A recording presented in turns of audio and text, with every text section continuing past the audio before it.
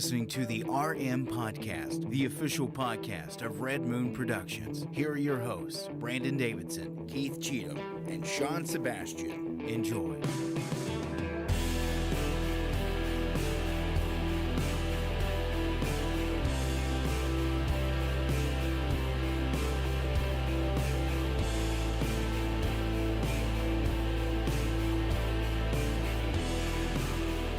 Hello and welcome to another episode of the Red Moon Podcast.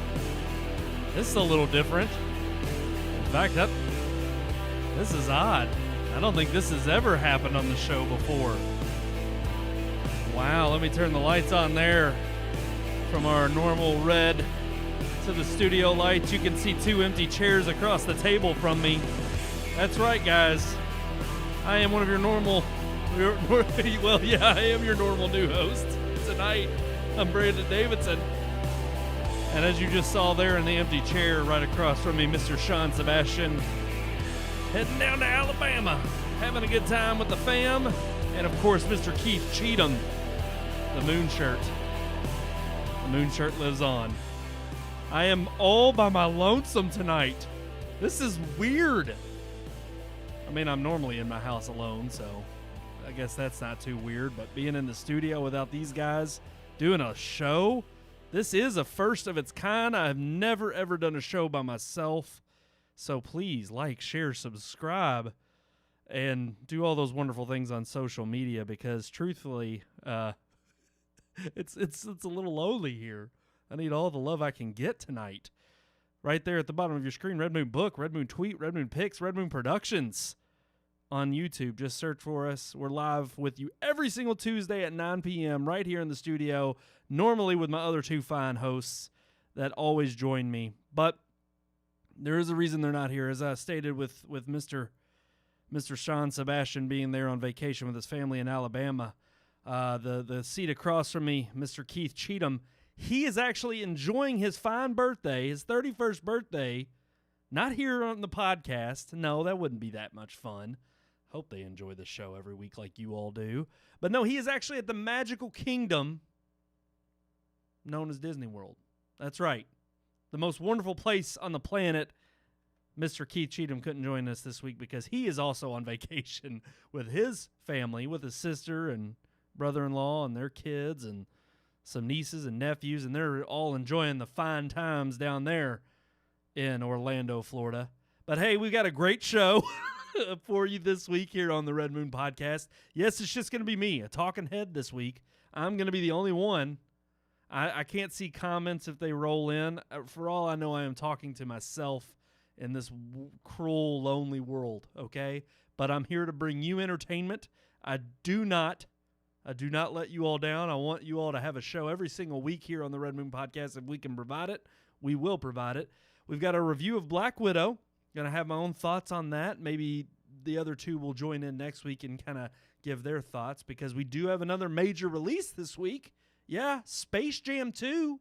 Space Jam 2 is out this, I think it's like Thursday, Friday. I don't know. It's coming out at the end of the week. That's going to be our review for next week, which is, well, we'll see how flopping LeBron King James does in this film. He is a better actor than Michael, but Michael's the GOAT. Okay, Jordan is the GOAT. I rewatched Space Jam actually this past weekend, and I gotta tell you the truth. It's gonna be tough shoes to fill. Okay, tough Jordans to fill. I think Mr. LeBron has a lot to bring to the table. He is a better actor, but he's just not a better player. But we'll see if the story stacks up. So Space Jam 2 is our review next week. Of course, everybody wants to know what our thoughts on Black Widow is. And, of course, we've also got some good headlines. You saw there us giving a happy birthday shout-out to Mr. Keith Cheatham. Go there, blow up his Facebook, blow up Twitter, send him all your well wishes, and send him a happy birthday. But also, we've got Universal is no longer inking, or they've got a new deal with Peacock. They inked a deal with Peacock, but they're no longer exclusively on HBO where they were before. That was their partner. So we're going to talk about that. We're going to do a deep dive there. And we're going to actually forego, because it wouldn't be much fun with just me by myself this week, all by my lonesome. One is the loneliest number that you ever could do. Send me some love, guys. But no, we're actually going to skip over our unique weekly segment this week. What we're really going to do is just dive into the headlines and the movie review, give you my thoughts on Black Widow, all by myself. You just get a one-on-one with me this week, and you get to listen to my opinions and tell me where I'm wrong.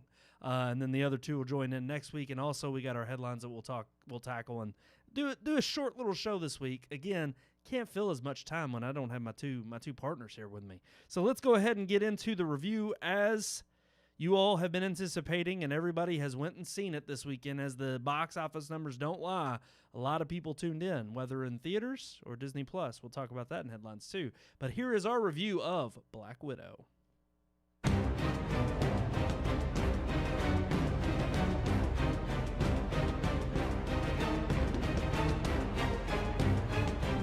The following is a review by Keith Cheatham. The MCU is back. 2 years have passed since the release of the last MCU film, Spider-Man Far From Home, and while Marvel's latest slew of Disney Plus original series have all been major successes, fans have been itching to get back to theaters for the next Marvel film. This weekend's box office is proof that Marvel is still a hot commodity, as the MCU's latest movie, Black Widow, is bulldozing past pandemic records and has even grossed more in its opening weekend than non-pandemic Marvel films such as Ant-Man and the Wasp and Guardians of the Galaxy. Starring Scarlett Johansson, who reprises her role of the Black Widow, the film named after the character, explores much of her past and what Natasha Romanoff was up to during her time on the run between Captain America Civil War and Avengers Infinity War. Directed by Marvel newcomer Kate Shortland, Black Widow could have been a generic Marvel solo outing that came too little too late after Natasha's fate in Avengers Endgame. Instead, what we get is a more intimate story that, while still a little too late, offers us insight and depth into a character that needed it, while giving us closure on her too. Alongside Scarlett Johansson stars Florence Pugh as Yelena Belova, another widow from the Black Widow program, David Harbour as Red Guardian, Russia's own super soldier, and Rachel Weisz as Melina Vostokov, also a Black Widow and scientist from the program. Once under coveration, Black Widow is similar in scale, and different enough to warrant its existence. Yes, it would have been nice to have gotten this before Endgame, but it's still a solid film all the same. While the movie's smaller and more intimate scale is a plus, Black Widow as a film still suffers from the unfortunate consequence of knowing how Natasha's story ultimately ends. Knowing how the character's story pans out does rob the film of most of its high stakes, though it does give the film more reason to lean into Florence Pugh's character, Yelena. The movie does a fair job of establishing the emotional connection between Natasha and Yelena in order to pass the torch from Scarlett Johansson to Pugh. Something helped along by the fact that the story alongside Florence Pugh's portrayal of Yelena creates an instantly likable character. Outside of Johansson and Pugh's character, however, we aren't offered much development or depth for the supporting cast. David Harbour's Red Guardian is often hilarious, but despite having the same skill set as Captain America, the film never makes good use of the character, instead electing to demote him to a comedic buffoon, which feels odd considering the character in the beginning of the film was intelligent enough to successfully pose as an American from Ohio, gathering intelligence while undercover for 3 years. Rachel Weisz's character is even less developed, and while fine for the role she plays, really only exists to ensure our leads make it to the Red Room in order to take it down. Likewise, the main adversary throughout the film, Taskmaster, also feels underutilized. Unlike Harbour and Weisz's character, Taskmaster does have a fairly decent backstory, but the film never feels like it uses the character's full potential. With the ability to mimic any fighting style just by watching someone, Taskmaster is capable of performing all of the Avengers' fighting styles, and while we do get to see a few recognizable styles used in the film, nothing particularly unique or creative is done with Taskmaster's abilities. While it would have been nice to see the film put more use to the characters not played by Johansson and Pugh, ultimately we still receive a fun and satisfying film with a solid story. It's not Avengers Endgame, but it never needed to be. Instead, having a more intimate movie to bring audiences back to the MCU feels much more fitting and has me eager to see what Marvel does now that the Infinity Saga is over. I give Black Widow 3 out of 4 stars. 3 out of 4 stars for, yes, Black Widow. Again, if you're just joining us, yeah, I'm here. I'm all by myself this week. Pulling one for the team. They're both on vacation. Mr. Cheatham is enjoying his birthday down in the Magical Kingdom, and Sean is enjoying a vacation down in Alabama with his family. Oh, the pup came to join me. She's in here now. Who knows when she'll get restless? She'll keep me company. But yes, 3 out of 4 stars for Black Widow. Real quick, too, want to give a shout out. I totally forgot to do this in the intro. I don't know if they're watching, but they may watch again later. It is our good friend Neil Singleton and his wife Megan Singleton's anniversary. So happy anniversary, Meal, as we call him. Combine their names. Isn't it so cute? Meal, happy anniversary. We are so happy to have you all in our lives, and we hope you are enjoying your second anniversary that isn't your first anniversary in pandemic world. But hey, you wrote a beautiful post earlier. I read it today talking about how you wouldn't have wanted to spend it with anybody else. Isn't that sweet? So wish you all many more wedded years of bliss and love. Let's talk about Black Widow. 3 out of 4 stars. I do agree with Keith's review. And I have to say, I have minor complaints, little nitpicks, but for the most part, I truly thought, I really thought Black Widow was thankfully the film we needed after the long, stalling of just with the pandemic and the theatrical releases slow to come back.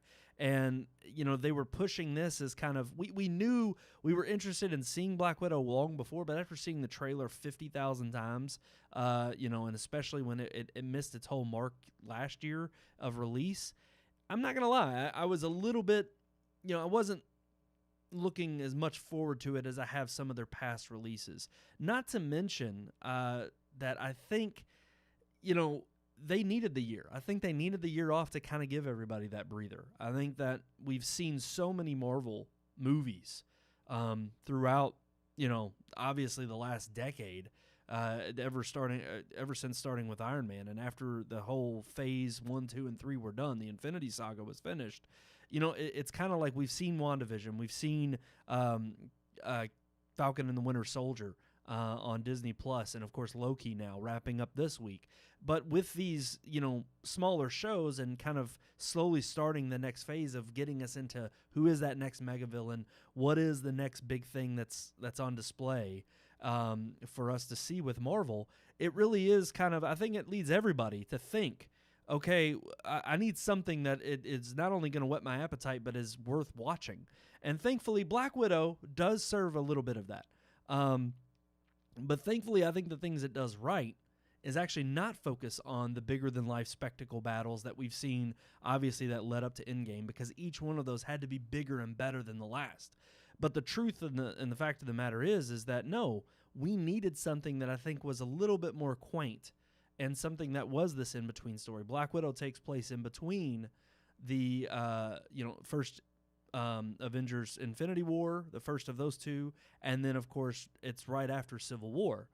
And it fits nicely in there, and thankfully, too, with the family structure, the family-oriented message of the film, in terms of, depending on that as the crutch of the movie, I really do think they pulled it off. I think that they did a nice job of actually giving you characters that you hadn't met before that are, that do have this dynamic that's believable and relatable, and at least some, as far as, not having superpowers goes, but at least makes them likable enough and comedic enough that you actually want to see how this all ends up and turns out.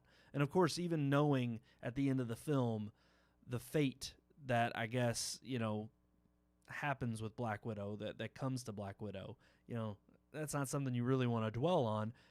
But I think after knowing what happens to her, it's nice to have this little piece of the puzzle. And who knows how many other prequels we could have with Black Widow in the story. I think Scarlett Johansson does a fantastic job returning as the character, but definitely it is her supporting castmates that get the spotlight in this film. I mean, Florence Pugh does an amazing job, fantastic in this film. And so do Rachel Weisz and Harbour. But the problem, I think, ultimately is with Harbour's character. Red Guardian. I ultimately, I hate to say this, but truth be told, I thought they didn't utilize him as much, and Keith hinted at it in his review. I was ultimately disappointed with the fact that he just seemed like a bumbling idiot throughout parts of the film, And especially with someone who has the same powers as Captain America, there is the one main arch nemesis throughout the whole entire story that is Taskmaster. And he himself can mimic the abilities and has watched hours and hours and hours of footage training to become basically the main arch nemesis of the Avengers and all of these superheroes. He's got their fighting techniques down to a T. And I think with Red Guardian, what I was more disappointed with was he's been locked away ever since they were exposed, and he gets sent off to prison. Taskmaster hasn't seen him in action, and I thought that would have been a really cool plot point, to have actually seen him meet his match with somebody he hasn't seen in action yet, who he hasn't learned his techniques. And they really just waste it. They don't really, do a whole lot with Red Guardian, and they come up short. And I was a little bit disappointed with that. Ultimately, though, I was satisfied throughout the whole film, with, from beginning to end. It has heart. It's got, comedic relief, all the ingredients that you would expect from a Marvel film. It is a great foray back into the universe since we've had a year off.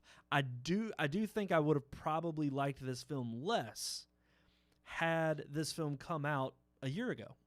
Because truth be told, I think that, we needed that year break. I think everybody it was just like with Star Wars and kind of that fatigue setting in. I think with the MCU, as good as it's been, and as they've had very rare misses throughout, and most of that was early on. They've really got it honed in now. Kevin Feige has just done an incredible job, no doubt about it, in continuing the MCU. But I think that year break is something that we all benefited from, and I honestly really am looking forward to the other 3 films. We got 3 more Marvel flicks coming out this year, and I for one, am looking forward to them now because of Black Widow, because it actually did deliver in the sense of being another fun flick that I was looking forward to after. Well, I wasn't looking forward to it. I was, but I wasn't based on the trailers. The trailers I had seen way too many times. I was like, please just get this movie out. But ultimately, I was looking forward to just seeing if it would convince me that, okay, no, they're still doing fine. Even after WandaVision, even after Falcon and the Winter Soldier. And funny enough, I haven't seen Loki yet. I know a lot of MCU fans will hate me for that. And honestly, Keith talks it up all the time, and I've heard it's actually the best of the 3 so far. So I'm looking forward to it. I'm definitely going to watch it, and I am looking forward to it. But yes, 3 out of 4 stars for Black Widow. A good return after a year off to the MCU. We've still got Shang-Chi, we've got Eternals, and we've got Spider-Man still coming this year. I mean, we're under half the year. I mean, we're already past the half-year mark. We're into the later half of the year, and yes, we've still got 3 more Marvel flicks coming. It's insane. Alrighty, guys, that's going to do it for our review talk this week. But, of course, now we're moving on to the headlines. Got some things to discuss there. So let's, of course, just, it wouldn't be a show without our beautiful headline open. Let's roll it.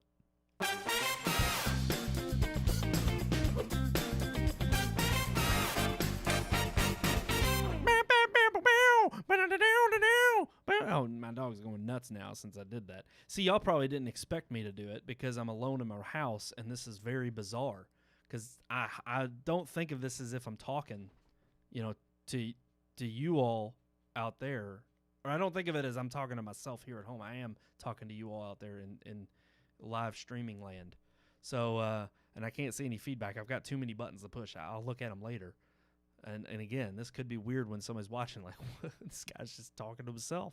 But, I can't go to Keith for any kind of opinion. He has none. And Sean, they're just being super quiet tonight. They ain't got nothing to say.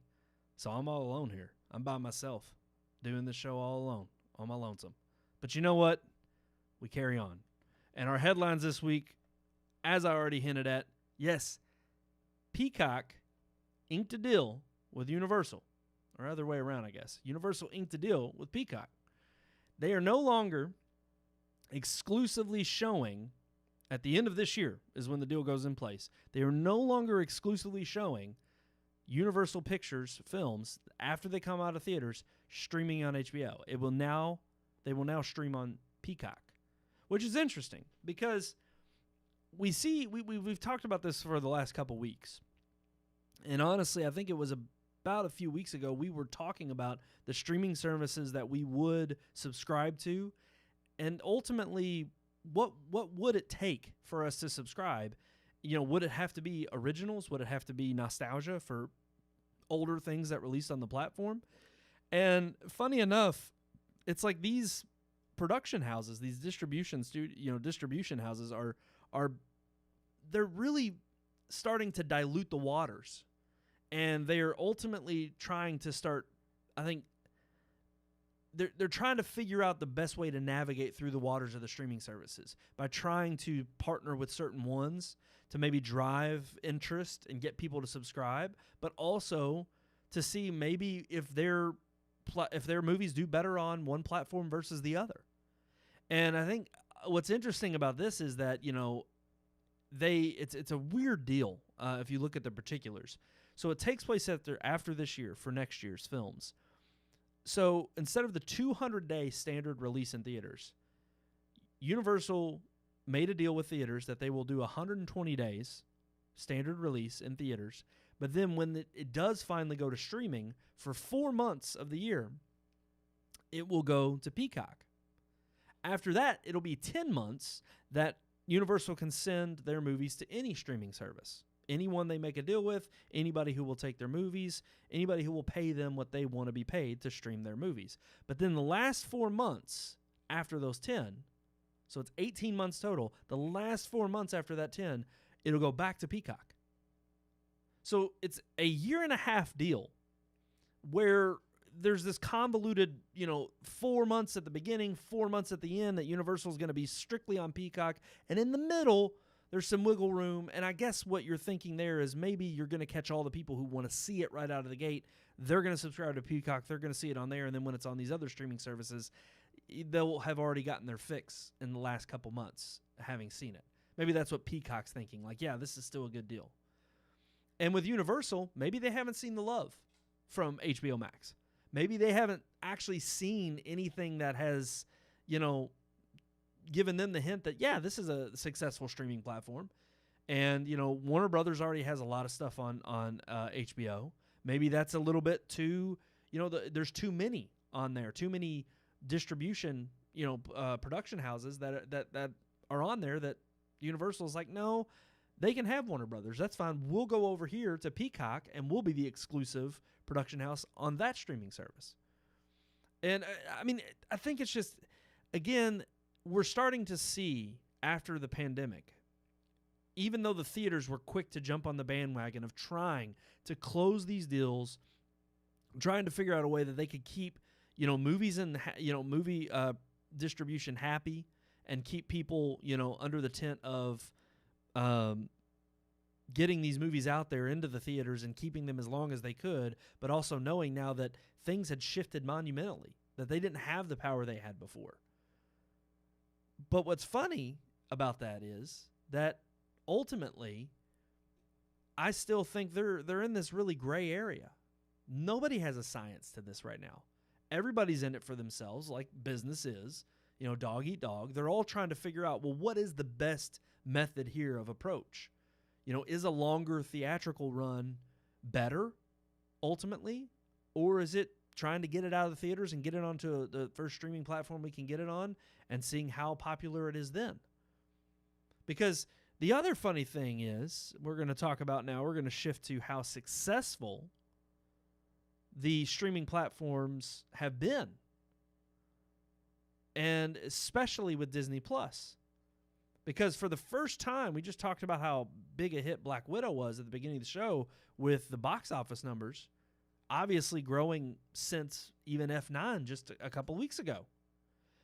But it's interesting because the box office has reached its highest numbers since Sonic the Hedgehog came out, which is a long time ago. But that's the world we live in with the pandemic. But also what's interesting is the first time in the entirety of Disney Plus's streaming service that they've released these exclusive movies, such as Mulan. And, no, it wasn't Trolls. Trolls was another, that's not Disney. Raya and the Last Dragon. That was another one they released for the $30 premium. And then you've got now Black Widow releasing at the same time in theaters as on streaming.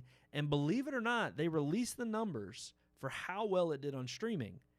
And what's so funny is it actually made $80 million domestically and $60 million was from Disney Plus. And a majority of the Disney Plus streaming, they clarified and announced that, yes, it was from U.S. households. So is this going to be bad for theaters? Probably, absolutely. That's a sure sign. But put the theaters aside. Does this now screw the box office over to the point where you're not making as much on these blockbusters? Because now we have a problem of you're undercutting yourself. You know, when you come out and maybe, yes, you could say, this is all, because of post-pandemic and they're having to do that. No, Disney Plus said from the outset, even when the pandemic started, this just started, or streamlined the process of getting everything to streaming. So it's actually kind of funny that this movie comes out, it does over 100 million globally, which is easily the best so far pandemic release. But in terms of the people who went out and saw it in the theaters, they got most of those numbers on Thursday and Friday nights, which were the eager fans who have been wanting to get back to the theaters and see another MCU film. But apart from that, there was a huge sharp drop-off on Saturday and Sunday, the walk-in stragglers. And so if you're going and paying a premium price because you've got maybe 2-3 people in your party, as opposed to the $30 price tag on Disney Plus, and if they only watch it that first weekend that it comes out, well then what about repeat viewers? What about people who saw it there in your household? If you got a bunch of, maybe you brought in your in-laws, maybe they wanted to come over and watch it, and you got a nice home theater set up, and you just made a crap ton. Disney's happy. Disney's getting the money, and that's directly to them. But then what happens in week 2 and week 3 and week 4 when these movies used to be at the top of the charts, when there was a lull, when there wasn't other things coming out? You're pushing that money off the table. You're saying, oh, no, they can still do direct to consumer. We can get that line of income coming from Disney Plus. But what happens if all your fans and everybody who sees it in the first week and it's a huge sharp drop-off? That's really going to be the test that we have to look at in the next few weeks. Does Disney report the numbers from Disney Plus regarding Black Widow after the initial release, after the premiere week? Do they do the numbers next, this coming weekend, next week, the week after that, by the end of August? Is it going to be so clear-cut that they absolutely have a pathway to victory of saying, we don't need the theaters, we will release on Disney Plus streaming alongside theaters? Yeah, we'll get a little extra money from them. But absolutely, if we have a direct-to-streaming release and it turns out to be a hit week after week and we rake in all this money, what's to say that Disney doesn't end up going that route? That's the interesting thing with Disney is Disney has, I think, they're the ones right now with the most, I think they're the ones with the best IPs available that can give you the best bang for your buck, the big blockbusters. Your Marvels, your Pixars. These movies come out, they're huge hits. And Disney may have found a way to, that silver bullet of just saying, okay, we're the one distribution and production company that we don't need the theaters. We can do this on our own streaming platform. But I think we'll see in the months and the weeks to come and the months to come, as theaters continue to get more foot traffic. Again, it did fantastic across, across the seas, across the sea and obviously here at home. So time will tell. But I happen to err on the side that I actually think that they're going to find out there's a huge drop-off because $30 I think is still too steep a price. I think at the end of the day, consumers don't want that. I don't think consumers are going to pay the $30 premium. Yeah, maybe to shut the kids up when it's a Pixar film or, keep them quiet. Or even something like this. I think your hardcore fans are going to want to go to the theater. And that'll still be there for them. But even the casual ones who are like, yeah, I'll watch this, they'll wait for it to be available on streaming because you can't hold it at a $30 premium forever. We already know that if you're willing to wait a month, you get it for free if you got the service. So if that's the case, well, then most people are going to be willing to do that. But if you're looking for something to do on a weekend and you want to get back out and about and you want to actually get out of your house and you may be willing to take your fam to go to the theater and pay the premium price it is to see something on the big screen, then that's somewhere where Disney Plus is not putting forth that effort. It's not serving that need. And so really, I'll be more curious when Disney puts out the figures, not so much in the premiere week, but in the weeks to come. And how well does Disney Plus stack up at that point until it's available for free? And it's not like they're not keeping track of these analytics. Of course they are. They're going to try to figure out how they can squeeze every dollar out of a property that they can. So it's not like they're dumb. They're not stupid. They're going to find how they can maximize their profits. That's what all these companies are doing. That's what Universal's trying to do with inking a deal with Peacock and trying to get more views there. What all these streaming platforms are trying to do to get eyeballs. I mean, it really is interesting, and it's kind of cool to see just the market and compete like this. And we win. We ultimately win. But I think sadly the bygone era of the theater slowly kind of slips away. Now with the box office numbers, I know people are like, how can you say that? Come on. They're great. How can you say the theaters are slipping? And again, time will tell. Time will tell. But if these streaming platforms continue to be as vigorous as they are, and they continue to try to put forth the best effort to put theaters out of business, to maximize their own profits, again, it's a dog-eat-dog world. They're going to do whatever they can to make sure that they put as much money that they've invested in these films back on their table and then some. And if the theaters just aren't that way to do it anymore, then so be it. It may be some niche thing that people do, just like listening to records. It may not be the most popular thing anymore to go to the theater. But we'll see. We'll see. Alrighty, guys. Did it. Half hour there by myself, talking head. I hope you all enjoyed. Again, next week we will have a full-fledged episode like we do every week here on the Red Moon Podcast. Every Tuesday, 9 p.m., right here, catch us live, whether it's me or my fine comrades over there across the table. Yes, they will be back next week. We will have a full-fledged show. But I want to thank everybody for tuning in and listening. If you all did, I want to thank you all for all the support that you give us every single week here on the Red Moon Podcast. It means a lot to me. It means a lot to them, even there across the table, because they put in a lot of time too, and they make the effort to show up and give you all some entertainment. And don't worry. Oh gosh, my dog's into something. I gotta go take care of her. So we're ending at the right time. But don't worry, we got other things coming. It's not just the podcast. I know we've been saying it forever, just like the website. But the website's pretty good, right? That's right. You can go there, redmoonproductions.com. You can also email us that old-fashioned way, rmpodcast@redmoonproductions.com. So until next time, I am one of your hosts, Brandon Davidson, alongside our non-existent hosts over there across the table. That's right. Sean Sebastian, Keith Cheatham. We'll see y'all next time on the Red Moon Podcast.